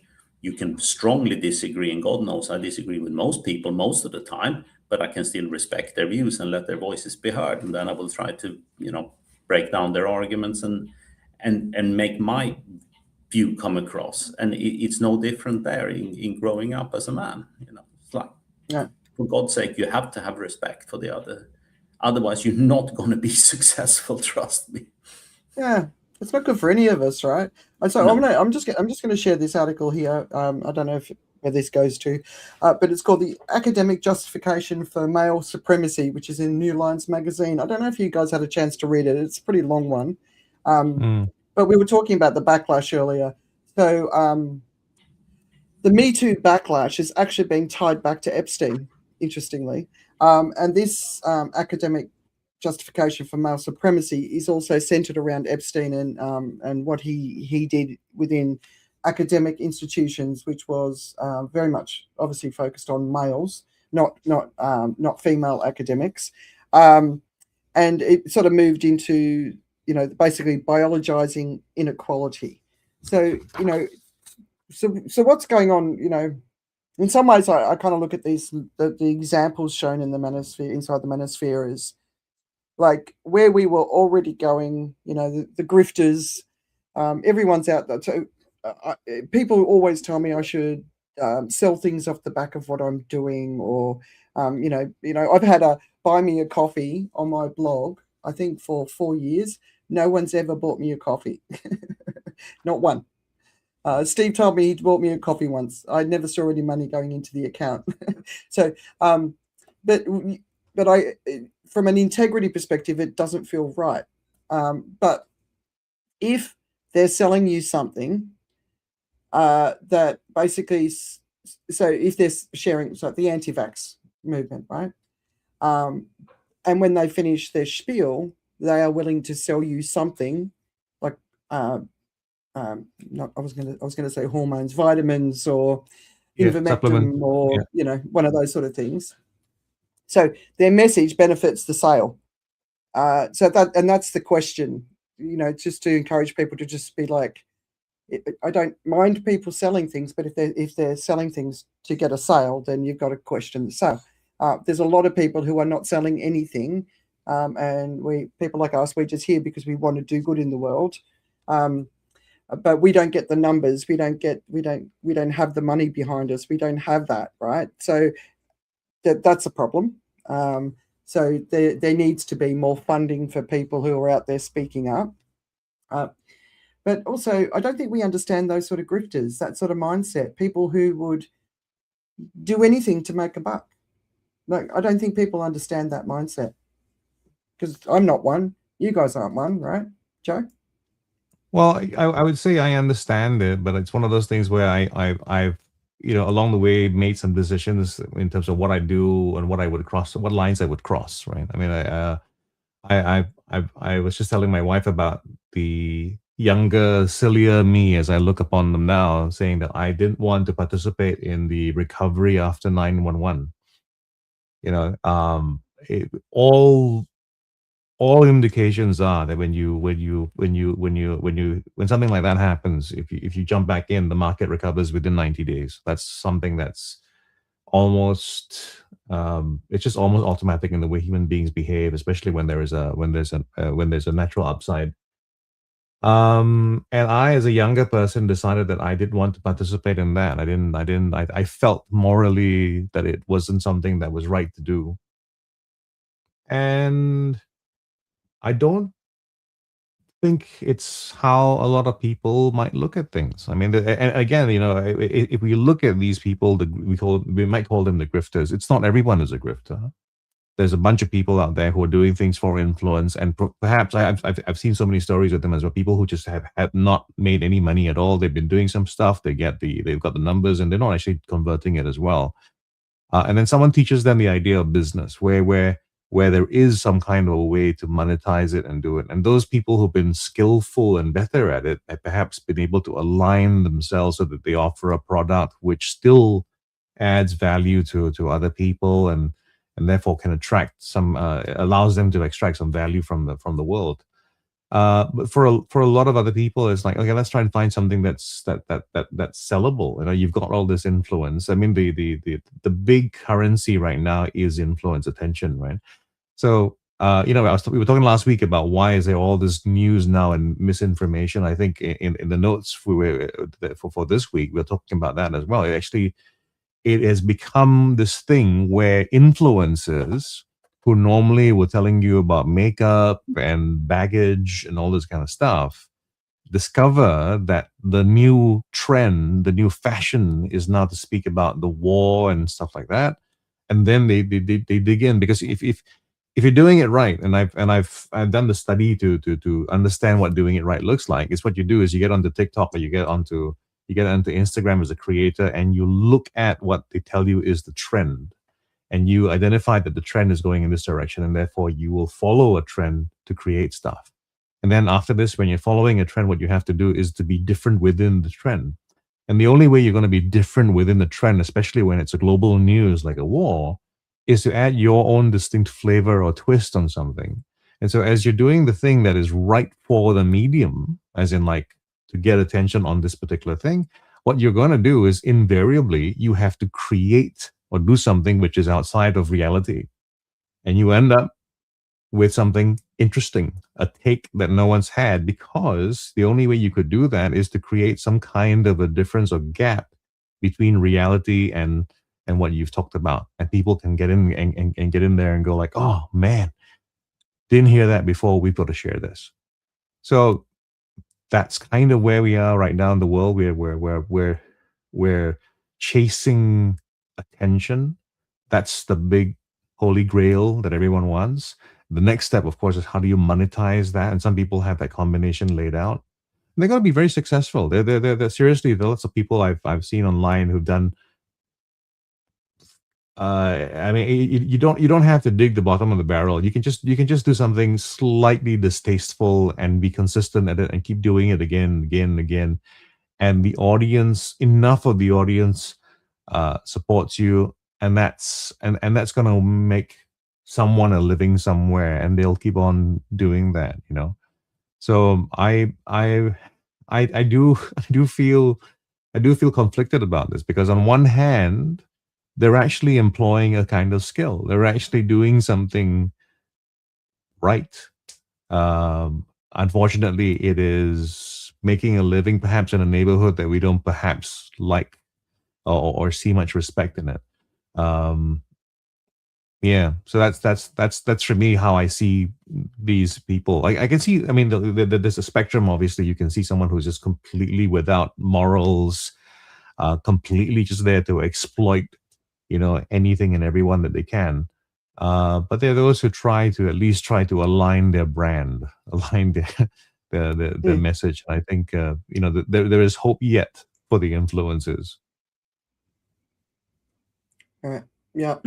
Yeah, I mean, I think all of us have a little bit of a grifter inside us, whether it's, you know, a large influence or a small influence. It's still an influence in how we decide to go about making money, and it's part of us all. But speaking for myself and most of the people I know, the vast majority of the people I know, they're still dictated by some form of moral compass. Yeah. If I was given a commission to go and sell landmines, you know, in Africa, I wouldn't do it, irrespective of, you know, the money that was being offered. And then you have shades of gray, of course. But I think that most people, the vast majority, are dictated by some form of moral compass that actually ensures you trying to stay on the side of doing the right thing, because, and I think this is important as you grow older, and being older than the two of you, I think you will find in the coming years that it becomes increasingly important to you as your age that you want to come down on the right side of history with regard to the decisions you made about things. I don't think I don't think the age between us is as big as you think. I think it's probably only a couple of years, Richard, because you're not a boomer. And there has been some recent research that is basically showing worldwide there is basically a collapse in morality.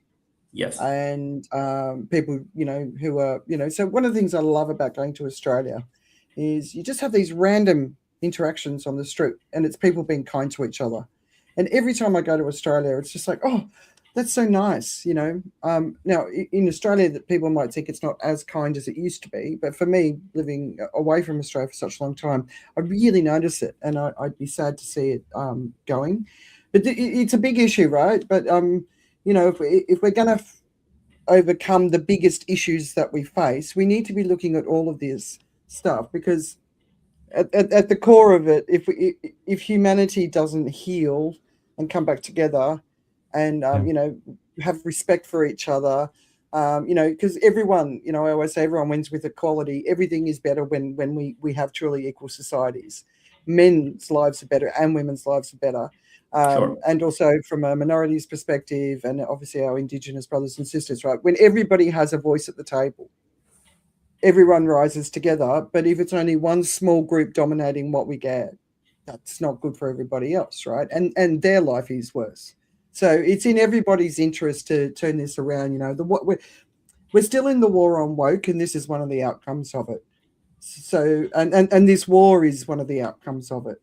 You know, if you think about the really big, ugly, negative things that are happening, this is all part of the outcome that we're going through right now. So this is the path on offer if we continue the way we're going, or we change directions and we say, come on, this isn't where we want to go.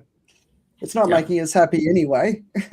No. So, you know, so I think if we can all sort of really sort of step back and rather than sit in fear right now of where we're going, see the lesson that we're being taught and the path that we're being offered. So we were talking about it last week. Who do we want to be as we go through this time? So what's our role? Everyone's got a role. And a lot of people are sitting there. When you're in fear and despair, you basically, you can't move, right? So what the world is saying to you right now, what is the role that you're going to take on and when are you going to get started? Everyone, every single person can answer that call. Yep. That's what we need. Well, yeah, everyone should be able to answer that call. I fully agree. Yeah. In a big way or a small way? In your way. Yeah, exactly. Yeah, in whatever is your way, you should answer that call. Yes. I'll put us back up because I figure we can do this now. Yeah, exactly. Joe? Well, I was thinking about this in terms of what you need in terms of radical leadership, right? I mean, if you think about the major turns that we've had in the past, and we you know, to always just say that we are here, it's terrible, we have to make a change. It is actually the nature of the market. We really have to get to the point where we go like, okay, you know, it's too much. You have the overcorrection. And then the market begins to move into where it inherently wants to go. So if you look at money markets in general, they have a tendency to want to move up, and I think that humanity has the same sort of thing as well. We do want to become better. That's the thing we end up wanting to do. But we go through these corrections along the way. We had the world wars, you know, and it's those situations where, you know, things get so bad, you get this radical decision to go like, okay, this is now so bad, we're going to do something completely different, right? We used to do war a certain way. We used to win war and celebrate victories a certain way. And I think World War II is where we changed the way it worked. And America took a leadership role. There was more wisdom applied to the way the victors were going to divide the spoils. Yeah. And it wasn't omniscient wisdom, obviously, because the longer game came into play. For all the good things that came out of World War II and the way the world works, we also have the Middle East, which is, you know, also a result of all that. So not perfect. Things are moving along. You know, I think about Nelson Mandela, thinking about what do you do after you overthrow the social structure that is apartheid, and you go like, okay, now what do we do? Oh, obviously we punish those who were wrong, but instead the radical move is to go reconciliation. Let's work on that. Yeah. And it takes that sort of large thing that's so bad that we have to change. I mean, you know, like on the LinkedIn post, David's post was, imagine the world if it was ruled by women, or if women were in charge, right? And I'm not really saying it completely as a joke, but I do believe women are in charge. It's just that you have had too much patience with what's going on. And I think what happens in the end is the women go like, nope, this is not going to happen anymore. And you get together and you go like, okay, playtime's over. Everybody out of the pool. And I think the market needs. I think of the world as an organism like that. It's a large organism. It's a polyorganism that needs to find its balance, and it has to overcorrect for it to go like, no, this is ridiculous. This is too much. This is, you know, and then it says no, never again. So we're gonna go. I think we're gonna go through that. I hope we're gonna go through that. Unfortunately, what it means is that we have to go through another kind of world war. Hopefully, it's not violent kind. I mean, there is that part of it, and we can feel a tendency towards it. But I think we're all going to face a different common enemy, and I'm hoping that we face this third common enemy in such a way that is not too devastating to the entire population, right? I mean, I feel badly about it because I kind of expect it will be the less well prepared, the less the less capable who are going to pay the price for it. Always. But we do need to. I think it needs to get there. And I've always said this about most things. I say, someone has to die before a change happens, and sometimes it's going to be something really, really big. It has to be something really, really big. And I don't know. We seem to have an appetite for big. We're going like, no, that's not big enough. Yeah. Let's see what else you got. And the difference between now and before is the climate, right? And so we've got a super El Nino. So I'm just going to quickly wrap up the last few discussion points on the horizon. So basically, by the end of this year, it's going to be very much entrenched. So this year might not come out as the hottest year in 125,000 years, which we had in obviously 2024, but next year will definitely come out as the hottest year. And the only reason this year won't come out as the hottest year is because we had a couple of months of cooling at the beginning of the year. But if it does become the hottest year, then it's going to be catastrophic. Yes. You know what I mean? So a super El Nino, the percentage chances that they're giving it are pretty high. It's been really, really hot here. Joe, I'm sure you've noticed how hot it is. When they talk about war and boots on the ground and all that sort of stuff, it's like, I'm worried about any soldier going into an environment like that who won't be prepared. But I'm also worried about all of the people across the global south whose gas supplies are now basically there's nobody topping it up, and being able to keep cool. Is being impacted by this, so that's really good. There's been these freaky heat coming through the US across the west. Now, first of all, it's going to melt any snow melt that is already up there. But when heat hits for the first time in a season, people's bodies aren't prepared, so there's more deaths. Last night, in some ways, it's good news because it only went across the very, very. If you look at Australia, there's a point at the very top. So it was 5 kilometres shy of a Category 5. So it went across. It's been downgraded to a 3. It's heading into the northern territory. But that, that's a big one. The world's mega leaks of methane have been revealed. So in Turkmenistan, they're number 1. They are releasing 18 tonnes an hour. The United States is number 2. They're releasing 5.5 tons an hour. And then you've got Venezuela, they've got 5 megaleaks, and Iran, they've got 3 megaleaks. And I'm sure Iran's got a few more megaleaks now.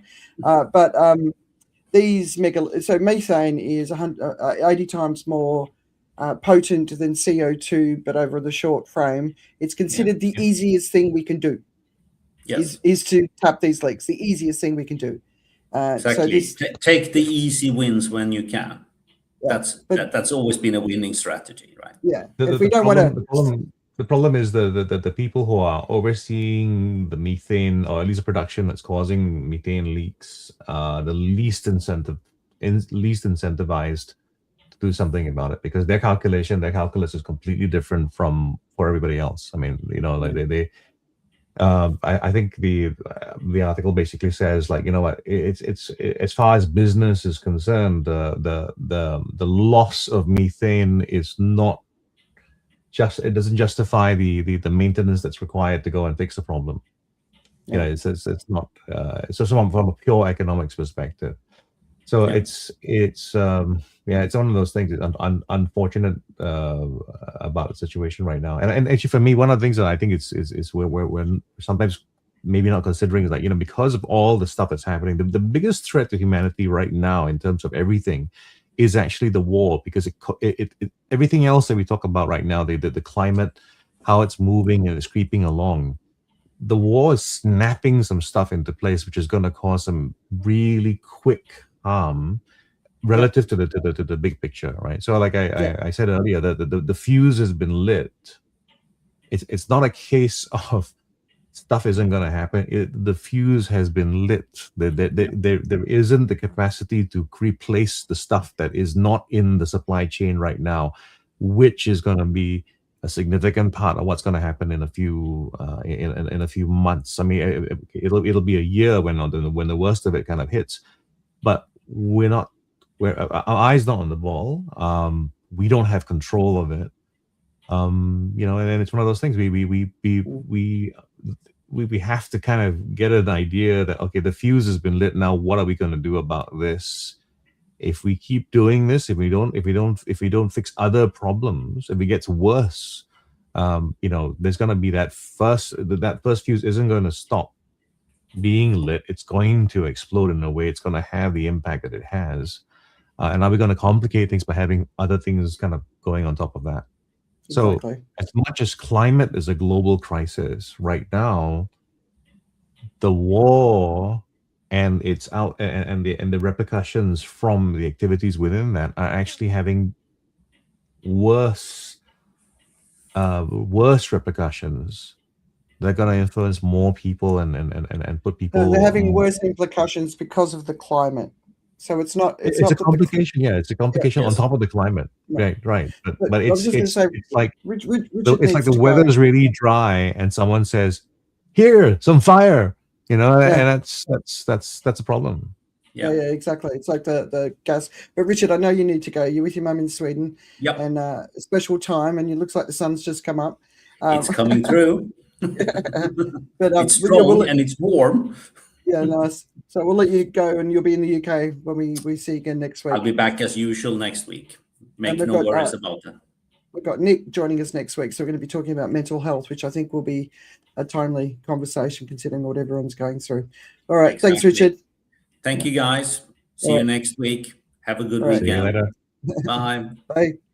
I've put information integrity in the mix for a couple of weeks now. We never really get time to talk about it. We won't do it now. But there's a piece called Screen Scandal: How Ofcom Lets GB News Get Away with It. And basically the joke is GB News should be called Reform TV, and it's against UK policy law that broadcasters have to do certain things. Anyway, the guy who's led this, so The New World is a media publication I wasn't aware of until this came out, so I'm going to subscribe to them. But Alan Rushbridger, have you come across him before? I don't know the names. I must apologize.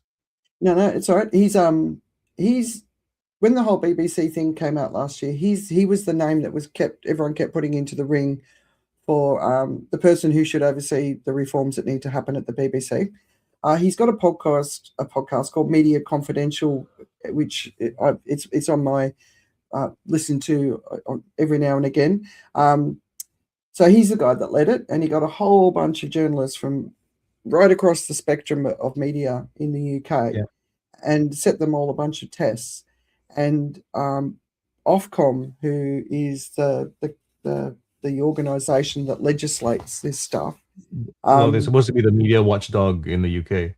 Yeah, basically, yeah. But it's for broadcast media, right? Not for. Yeah. I don't understand it, but the thing, they're just not doing their job, right? And one of the comments is, I don't think they're across the issues. I think they're too big and bureaucratic. I don't think they understand the world that they're in now. I thought that was really good, but that'll be in the weekend reads. I really recommend reading it. We're seeing Brendan Carr threatening press in the US that they won't have their licenses reviewed if they don't have do wall coverage in the way that they like. There's a lot of stuff going on from an information perspective. We're seeing a lot more attacks in Gaza. We're seeing more than 700,000 people are on the move in Lebanon. Over 1,000 people have been killed. Pakistan and Afghanistan. Over 100 people were killed in a drug rehab center. Everyone's saying it's not me, but yeah, it's pretty tough, right? Pretty bleak times. But what's keeping you distracted? I mean, I was having a look at my stuff, and I realized, well, first of all, I'm watching The Mentalist, rewatching The Mentalist again, but not in super detail because I'd seen the whole show once before, but I realized that I kind of forgotten. So it's my soap opera that's playing alongside everything I'm doing right now as I do my work, right? So I guess I'm happily distracted that way. I spend a lot of time doing podcasts and listening to podcasts. Actually, there's this one particular series. I'm not very fond of like a main so-called mainstream podcasts channels, but one particular one that's come out, the iHeart family, is Mind Games, and it's as good as you can expect one of these not so it's sort of popcorn documentaries to go. Mind Games. It talks about NLP, mind control, hypnosis, Cool. Yeah. Richard Bandler, and all that kind of stuff. So it's a little that it's very classic American. Two friends kind of have an interest in something, and so they go out and do something, and they happen to be journalists, and so there's a little bit of journalistic stuff to that. But it still talks about mind control and NLP and stuff like that. So I found that to be quite interesting. And what I have on my regular list is I have most of the late night comedy shows sort of on my regular rotation. And I don't know whether you've ever heard this particular one called No Such Thing as a Fish. No, I think you've mentioned it before. Yeah, it's the Okay. producer of a show called QI. So QI in the UK is one of it's a game show it's a panel show that has been as with many things or institutional things in the UK, inexplicably unsayably so as well. Inexplicably, I can't say that. Okay, you know what I'm saying. I've had a few of them today. Successful, because they just talk about things that are interesting and quirky and stuff like that. It's all about knowledge. At one point hosted by Stephen Fry, and now I can't remember her name as well. But anyway, so it's just the producers of this show talking about facts, talking about the interesting facts that come across their desk, the most interesting facts that they come across. So it's an entertaining talk. They're quite witty. I think they are one of the leading podcasts in the UK, and they're a good listen to. So it's No Such Thing as a Fish. And what I like about what they do, and one of the things that they acknowledge is that their facts tend to decay, as in as they're talking about stuff that they know to be true today, they know that facts actually decay over time. Yeah. So what you believe right now, there's a good chance 20% of facts become non-facts after some time as we get to know more about life. Yeah. I certainly agree with that. I've had that conversation with people who talk to me about history, and I'm like, that has been disproved. And they're like, how can history be disproved? I'm like, there's a lot of ways history because first of all, it's a perspective, but certainly if there's archaeological evidence, there's new things are found. There's so many ways, and it's interpretation, and it's the amount of bias that exists in the scientific community from the archaeologists and sociologists. As the ice is melting, they're finding things which are changing history. In the Americas, they're uncovering these temples that defy everything they've ever believed, right? So yeah, I'm a big believer in always checking on your facts, especially if they're old, because it's and in war, I think I might have talked about it when we were in Vietnam. Went to the War Museum, and you heard the war through the Vietnamese eyes in that museum, right? Which is completely different story to what we see in Hollywood. And one thing I've got to say, the Vietnamese were very respectful towards the enemy. in the way they present this information, which I was surprised by. They weren't arrogant; they were respectful, and it was incredible. But I need to do on my Uncommon Courage page. I want to do a show us your podcast, and just get people to share what they're watching, what they're listening to, because there's a lot of really good ones out there.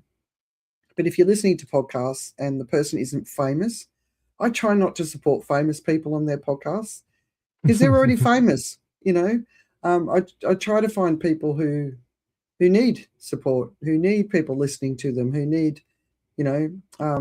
I've had to ask some people to like and comment on my podcast, because until you get that, you just don't get any traction. And it's really hard to get that. But my friends will recommend podcasts to me of famous people, but they'll never listen to me. And you're like, oh, thanks, man.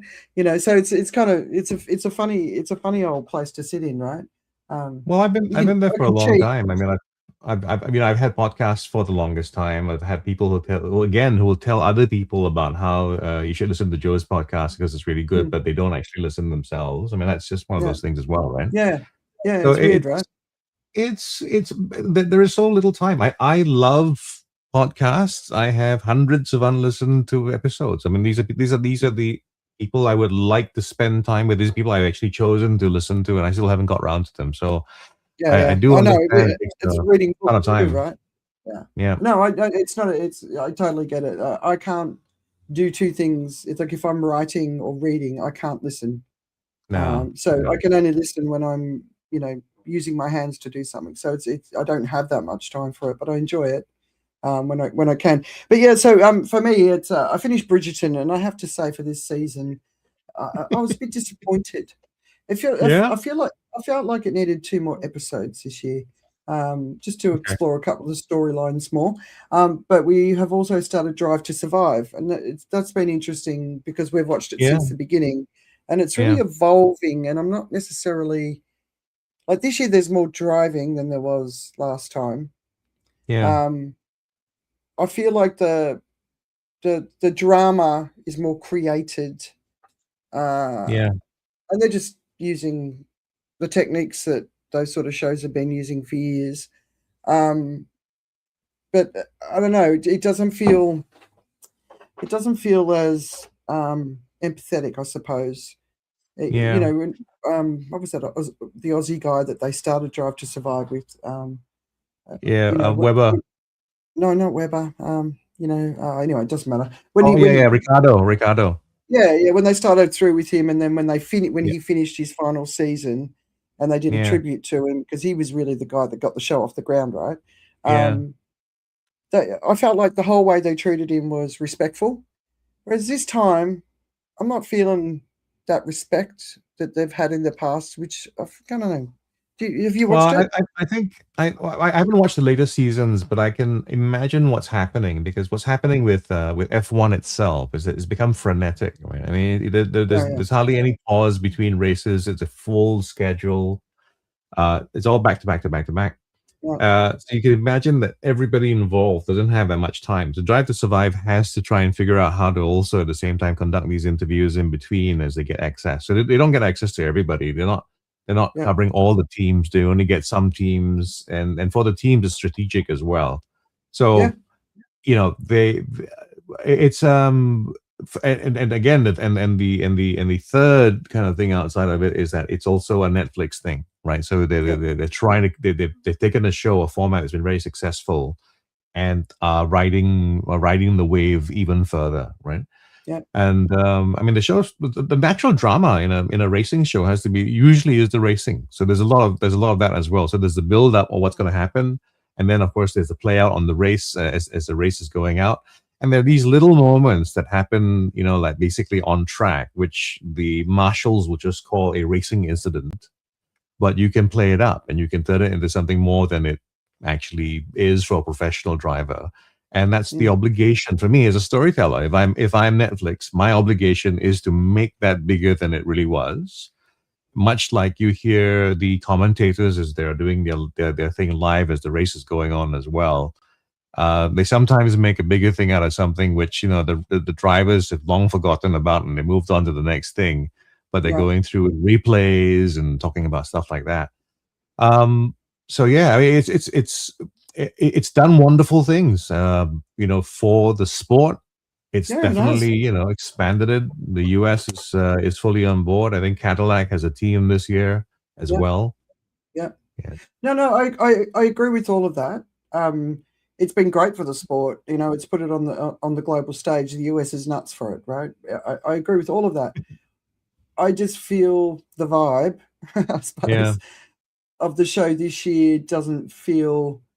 It's like Steve saying, yeah, not just Cadillac, it's Audi too. And then of course we had the Red Bull Christian Horner being sacked last year, which is being showed now. And there's a human element to that story, and there was always a bit of a bitchiness between the team principals. You kind of got that, but I don't know. It just feels like the America's Next Top Model. It got more and more extreme as Right. time went on, and I feel that this is the first year I'm feeling that shift with Drive to Survive, whereas before the story Right. was enough in its own right, and I didn't feel that it needed to go down that path. But maybe there's Yeah. new producers, new money behind it, and they're doing that American thing of inshitifying it. You've got to do this year. It's got to get worse. It's got to be more dramatic. It's got to be this, and I just don't think. I think it's a sport where these are premier athletes at the top of their game. Like there's nobody like a Formula One driver from a athletic perspective. There's no one like an engineer that's working out how to make these cars go faster, right? I mean, every single person involved in these teams are world class at what they do, and that's why the show was amazing. Now they're turning it into a Desperate Housewives, and I don't know. I haven't talked to Steve about it. I'd be curious to know what he thinks, but I'm not enjoying it as much. But anyway, that's just my impression of it so far. So obviously I'll finish the season, but yeah. Yeah. No, I haven't loved it enough from the last season to go in and want to start this new season. It's not been as interesting to me. Even the races themselves have been a little less interesting last year. But I will say one thing though. I mean, the latest F1 season is interesting because of all the new rules that they've brought into the from an engineering perspective. It's really changed the game, and it's now interesting to watch. There's a different sort of mix in terms of the drivers or the what do you call it, the teams that have supremacy. I don't know whether you've been following F1 at all, but it's become a bit more interesting to watch right now. The young'uns are having a field day. So last year we had Piastri and what's his name for McLaren, the two young drivers coming before, right? And this year as well, there's been a surprise in the last race. Yeah. Sorry? Kimi Antonelli. See, I even know that name. Yeah.